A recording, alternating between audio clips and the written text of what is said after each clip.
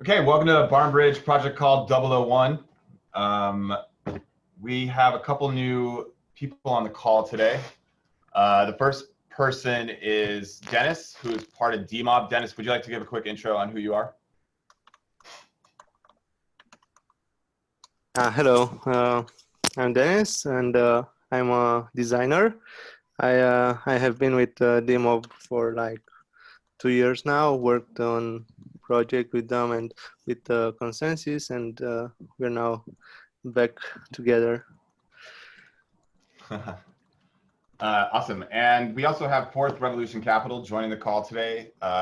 Keegan or EJ, would you like to do a quick intro?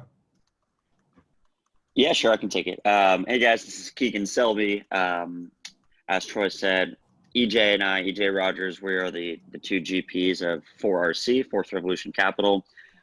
We're a digital asset fund focused exclusively on blockchain technology and crypto, specifically really in DeFi right now.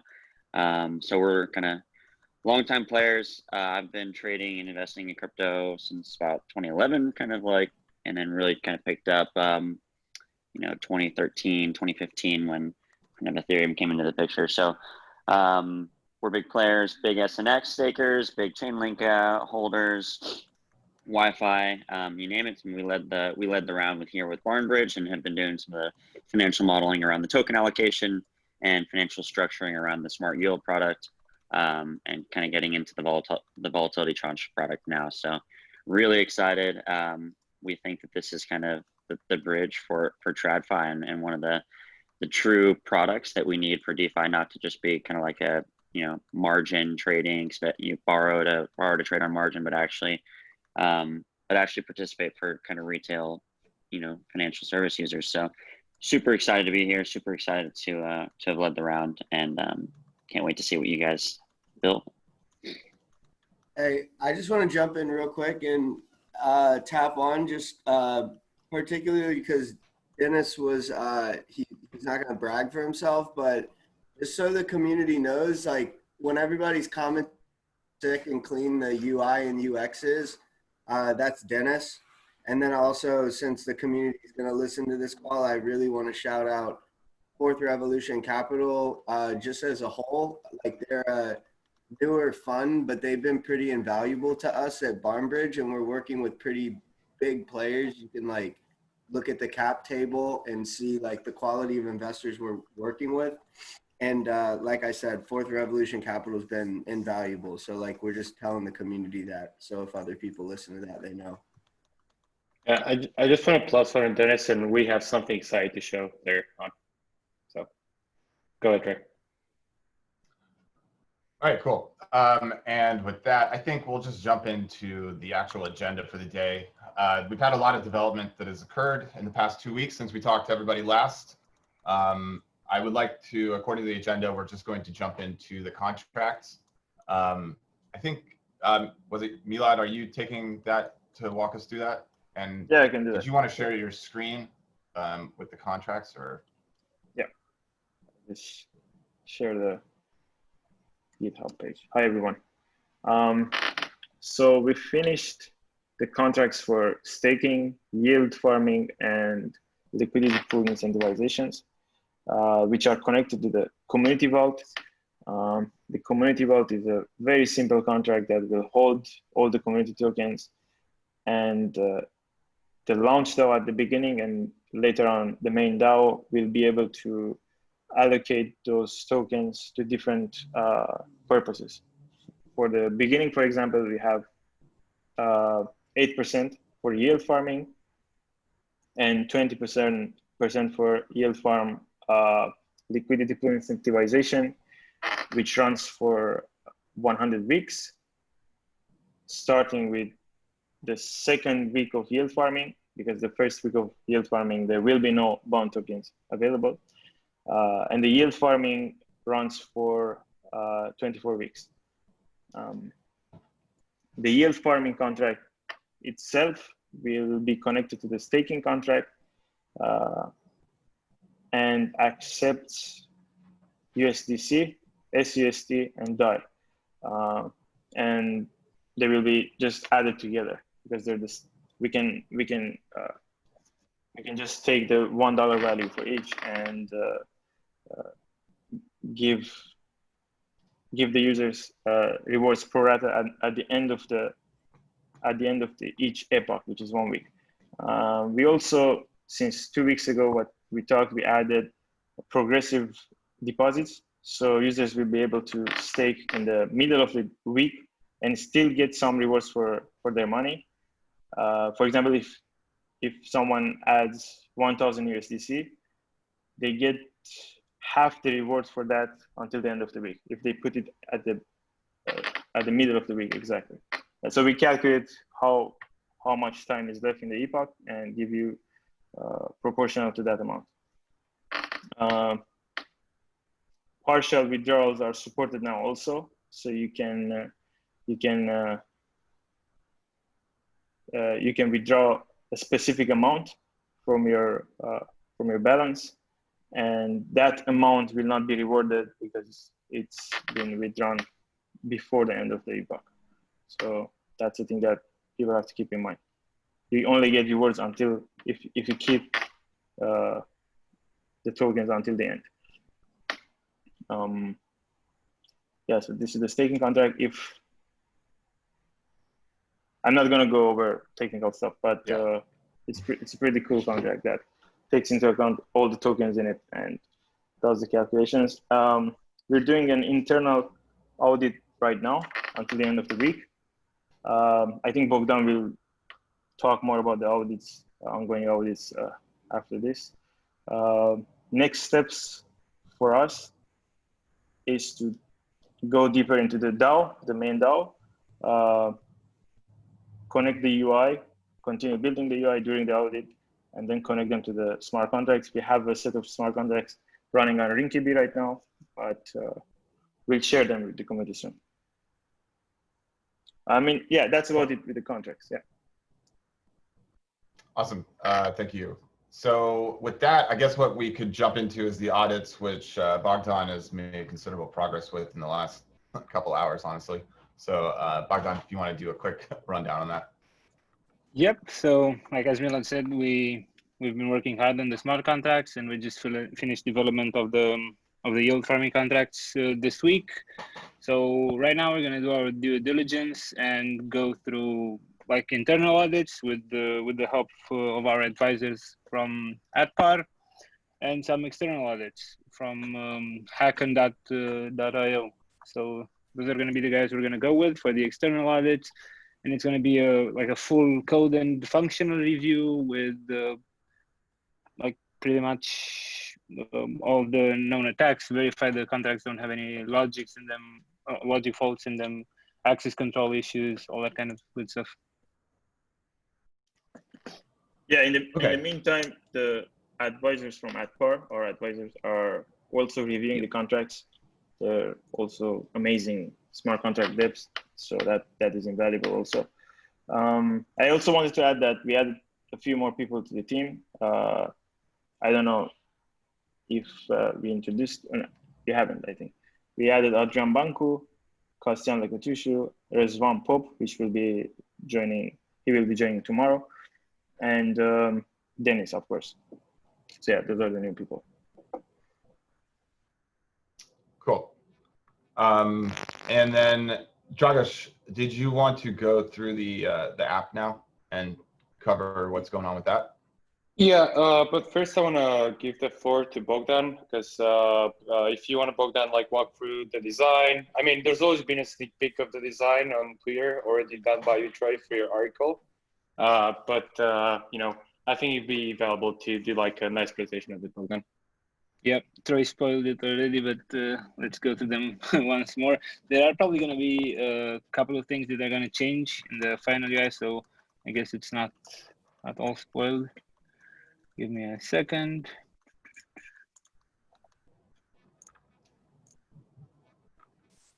Okay, Figma. There we go. So yeah, this is going to be the main dashboard. You're going to have this connect wallet option, a bunch of wallets to choose from. Let's go with MetaMask. You're going to see what the current rewards you can harvest are, the bond balance you currently have in your wallet, and the potential rewards for this epoch. these are like subject to change. So this number can change if more people deposit in the pools you're involved in, or if you withdraw from the like one of the staking pools you're into.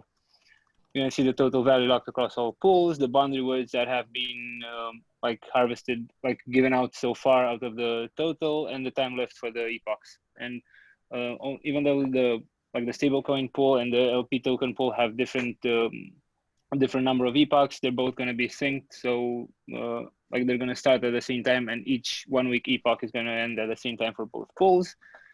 Let's go to the stablecoins pool. You're going to see the all in the individual pools that are part of this larger stablecoin pool. You can enable the token for the wallet to spend it, and you can like deposit however much you have available. There's also going to be a max button for the degens out there that just want to go all in. Let's say I'm more conservative, and yeah, I can do a deposit in the pool. And that's pretty much it. You're gonna have your wallet.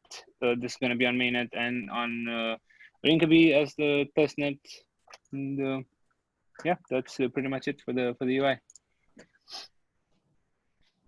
Okay, cool. I can. Travis, was there anything you wanted to add?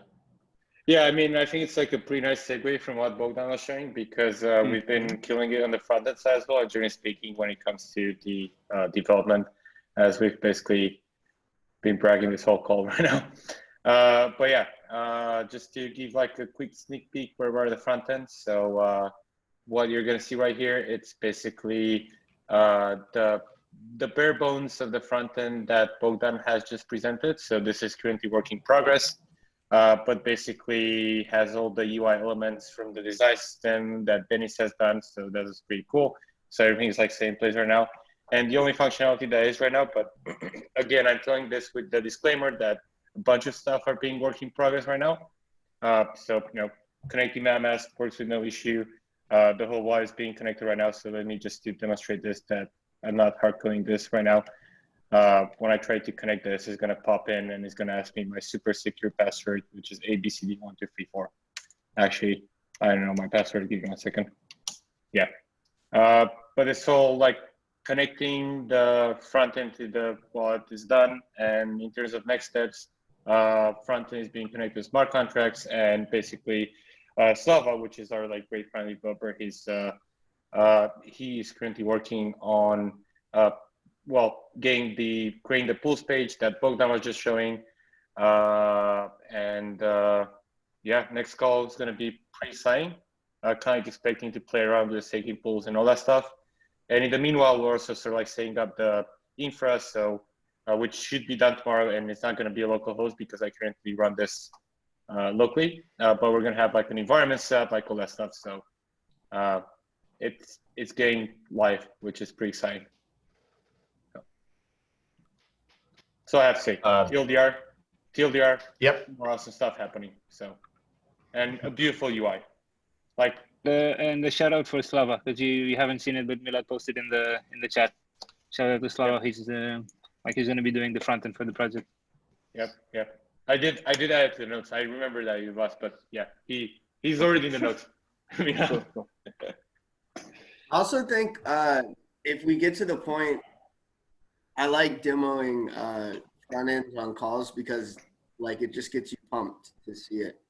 Like obviously most of the work, especially in crypto, happens on the back end because there's security that has to happen and like a lot of the smart contract work. But there's just, I mean, the front end looks awesome from a design perspective.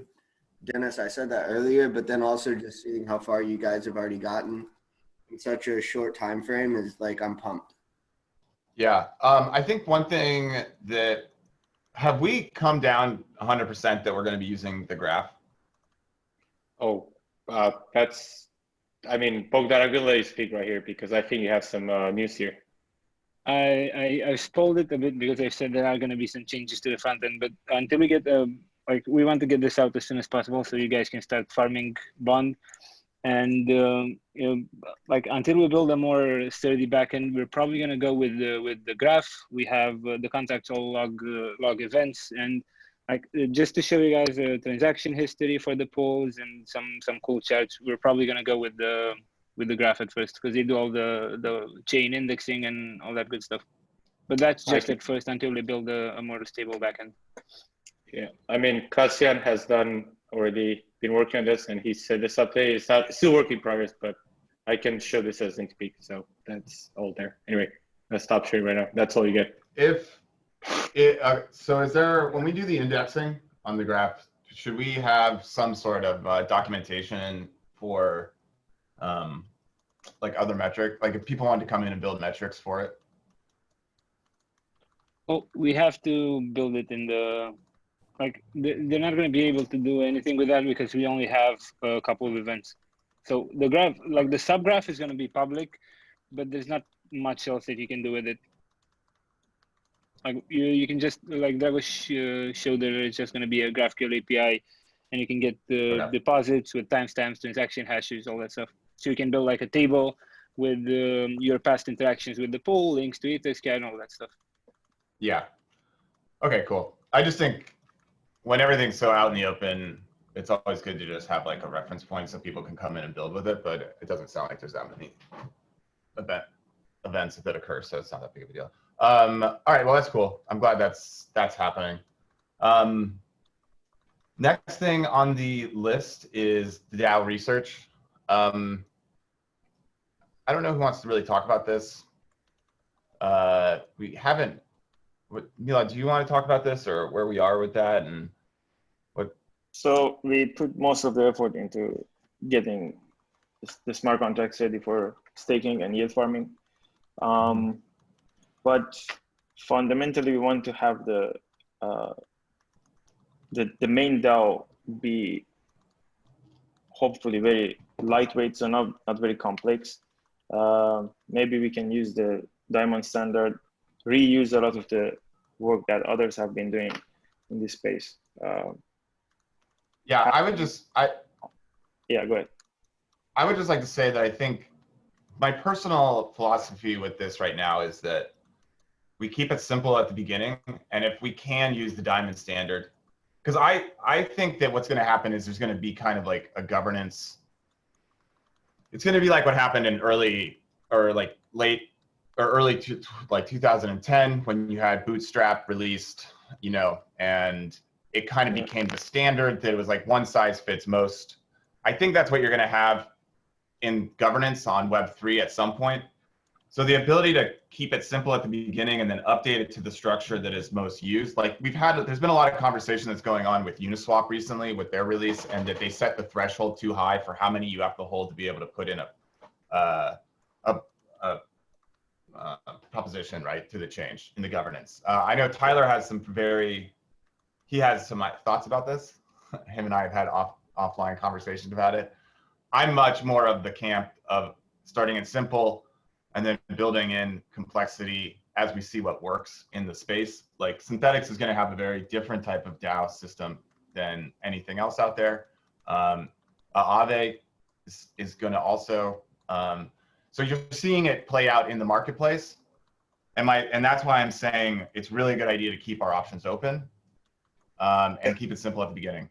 Because as it grows, you know, you're going to have all those other issues that come up, like the dark DAOs and things like that. So I don't know, Tyler, do you have any, did you want to add anything here? Because this is kind of the beginning of the conversation that will go out to the public about our DAO. And we need to just get ideas out there now. And then it's going to be like a communal conversation. So. Yeah, I mean, look, so I don't want to say anything like negative in any capacity about Synthetics. But I think the reason that what Synthetics, and I also don't want to say anything negative about Uniswap, because I've seen like Andre out in the community like hammering the shit out of Uniswap, and so like I just want to like explain like quickly to the community that the two separate ideologies about like where you're at on DAOs, like Uniswap, you need 10 million uni in order to like even submit something to the DAO. And like, that's probably overkill, right? But maybe it's not. And with Synthetics, they have like a much lower threshold on like what you need to submit something to the DAO. But like the Ethereum community especially like new DeFi people, need to remember that the actual DAO hack that fucked up Ethereum and caused us to have to fork the entire thing into a new blockchain was a Sybil attack. So these low thresholds may not, I mean, we may look back and say the way Uniswap is doing it is actually good. So like, I'm all for community engagement and I want the community to be involved in BarnBridge, but it's still a financial instrument.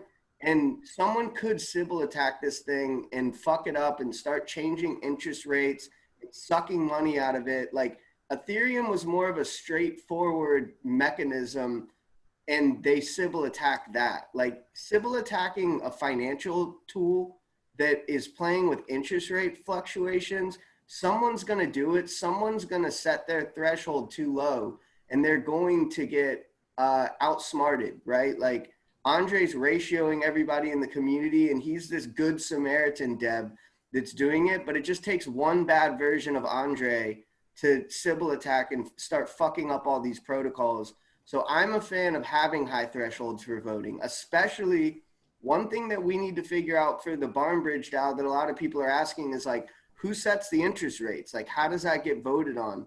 Like, as we start to have some of these conversations, the thresholds are going to matter. And I think that we're playing this like game as a community where Andre's like giving away at YFI. So community run everything, that we're forgetting what happened and why like ETC is trading on a different trading ticket than ETH. Like, and it's going to happen again if we don't like remember as a community. And I don't want us to like forget about it is what like, so I'm a fan of high thresholds is what I'm trying to say.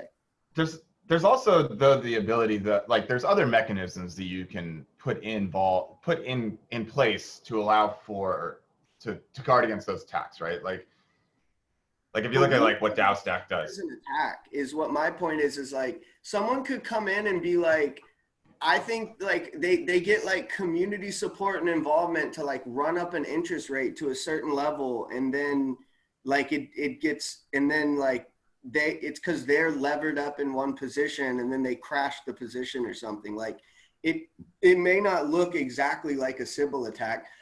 I just think that allowing anyone. Yeah, incentives need to be aligned correctly. And it's going to be it's going to be tricky. But again, I'm still in the philosophy, keep it simple at first and allow the government and just, allow the space to evolve and then implement changes as we see fit. Like, like Synthetics is doing a thing where you get slashed if you don't participate, right? Like that's a pretty big incentive to keep voting. But like, I don't know how that's going to play out. I don't think anybody does. Like Hybrid kind of has the same thing. I think Aave is paying people. I need to go and do more research on it, but I think starting next week we'll have a better plan. Definitely. Slashing. I feel like I'm talking that Telegram chat with Stani. He's been talking a lot about slashing, but I don't know. I don't. Maybe I know that Synthetics is definitely slashing. I like that idea. On the conversations if people don't vote, they get penalized because look, if we have because he's Australian. If we have a what? It's because he's Australian. that's my joke. Because like in Australia, you get paid. He's like, that's a good idea. Let's do that. What I'm saying though is that if we have another crypto winner, like Stanny, I was on a Clubhouse talk with Stanny recently, and it was he like straight up said like in the middle of crypto winter, like nobody gave a fuck about what we were doing. Like nobody was paying attention to what we were building back in 2018. In 2019, literally no one was paying attention. So like DeFi is cool, but if it dips and we don't have mechanisms that penalize people, if they just completely stop paying attention or lead the industry, like some of these early stage projects that like ICO'd in 2017 and are still building, if they had to rely on their community right now and they're not a DeFi token and their token's in the shitter, like nobody's voting. So you can't get anything passed. And like, we have to protect against that now. All all this to say, we don't need to get like too deep into this rabbit hole on this call, but we have a lot of conversations that we need to have around the DAO that don't necessarily have to do with devs specifically, like meaning code, but like actually like what Troy said, aligning incentives and thinking through how it actually works. Which is part of development, but I do think that there's mechanisms you can guard, like you can implement to guard against, like, let's say the community becomes complacent, right? You can set up mechanisms to allow for like boosted voting, so that if there is no one in the community voting, you can boost a proposal, and then you have to hit a certain quorum inside of that boosted proposal, right? So I don't know. There's a lot to think through. But again, I think I'm of the philosophy, and I know that the main developers like are of the same idea. Keep it simple at first, and then build it more complex as you get there. Yeah, and we have to categorize all the stakeholders. Like we have users, we have bondholders, we have developers. Like we have to know everyone and align their incentives somehow. Yep. All right. So with that, I think we leave it. That's a good starting place for the community to jump on if they see this and understand that research and development is going on in regards to the BarnBridge DAO. If you are out there in the community and you want to have a voice, please join the Discord. Please talk to us. If you have history or any background in doing any of these things, your input is valuable to us. And it's going to be your project. We're just the stewards of the launch, and then after that, it really does become the community's. So with that, I think what we'll do is we'll jump into a quick marketing thing. There was a comment on our agenda in the GitHub about marketing. I don't know, Tyler, if you had something to say, or we could just ask the question and then you could answer that if you want to do that. So the only thing I want to say about this is that I think this question's going to come up like every single week. Like we had it last week, we have it this week. And I think that the way that like people, like some like marketers like join projects, their like outbound sales strategy is like the same as people's on LinkedIn, that they just like go through GitHubs, they go through Discords, and then they like shit on marketing strategies, hoping people are like, you're right, you don't know what we're doing, we need to hire you, right? And like all I want to say is like, if you have ideas for marketing, submit them and like let us know. But right now we're like in the phase of like building and trying to get everything out. We've seen like a lot of organic growth, and until we stop seeing substantial organic growth, I think that our focus needs to be on building. So like if you have ideas on like marketing tactics and things that work, like we're all ears. But I can't tell you how much time that I spend fielding conversations about like, hey, I know this like influencer Ivan on Tech, and like if you give him a bunch of tokens, he'll show your community. And like, dude, that's every influencer in crypto. Like I know like a ton of influencers. I run a crypto marketing agency. Like I don't think that BarnBridge needs that, and I don't really want to go down that route. But it's every single day that like we're getting these types of proposals. And so if you have good ideas, I would love to hear them. But if we ignore them, like I can't respond to every single person asking me about this. Yeah, don't take it personally. And that doesn't mean we're not doing anything for marketing. One of the biggest things we're doing for marketing is something that as a like team, we had to go under NDA for. Like we are allocating like aspects to marketing. And one thing I don't think people realize is like yield farming alone is like a mechanism for marketing. Like people in the community find out about like the project through it. They own the project. It's a word of mouth like strategy. It helps with governance. Like that's why everybody knows what YFI and YAM are. And we allocated a big pot of the token supply to be a community run project. So like we're hoping that people own the token and they understand how it works. They vote within it and they tell other people about it. So like we are also relying on the community to do marketing, but like I don't think that we should be giving like a splice of the token to Ivan on Tech to like, I mean like, and also I think the community has a bad vibe towards influencers right now because of what happened to that few token. Like these pump and dump schemes around influencers are short-term plays, and we're trying to build for the long run. 100%. Okay. Well, with that, I think we've covered the marketing. There is stuff in the pipeline, but I also agree. I think the best stuff to do is just have word of mouth at the beginning, and it does help with the governance, right? That's what's going to bring in the people that are most passionate and understanding of it, and like we are giving the project away essentially to the community, so it's really important. I'm gonna, with that, is there, yeah, Bootstrap Community, like Milan said in the chat. He's saying it Bootstrap Community, which is exactly what it does. And we've incentivized the liquidity pool incentive and the yield farming to do just that, right? It does bootstrap the community through doing that. And I think everyone on this call agrees that that's incredibly important. And so with that though, I think we'll do an open floor for a couple of minutes if anyone has anything to say. If not, we can end this call and get it out to the community. All right.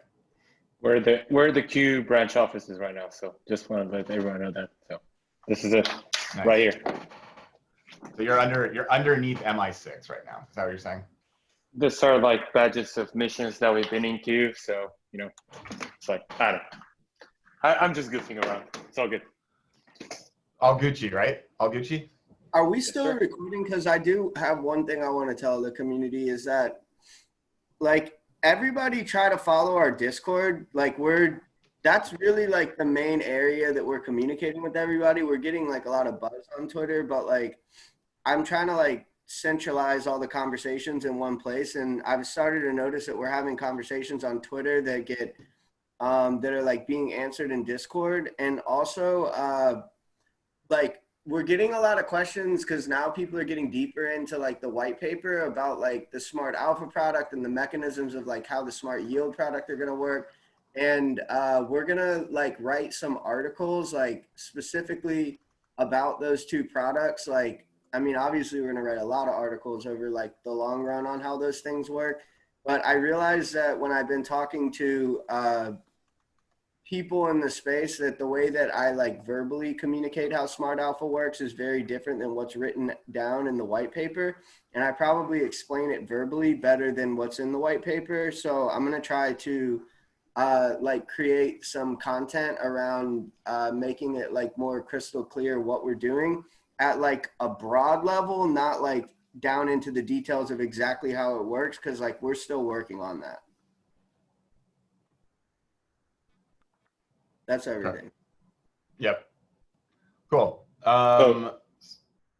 Sorry, Tyler. So all communication in Discord, right? Just you cut off for a bit here for me.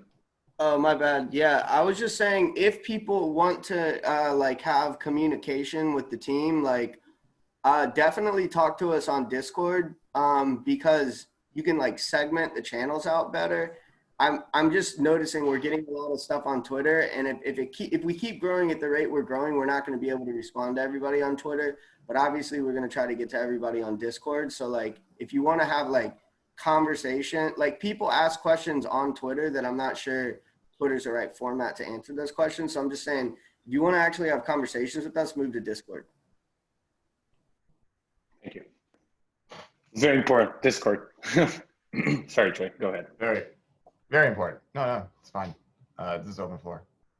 Okay, so I guess with that, I think we can call it. We'll close this down. We'll get our notes out, and we're going to get the video out to the community. So thank you for joining us for a project called 001. Have a great day, everyone. Thank you. Thanks. Thank you. Bye-bye.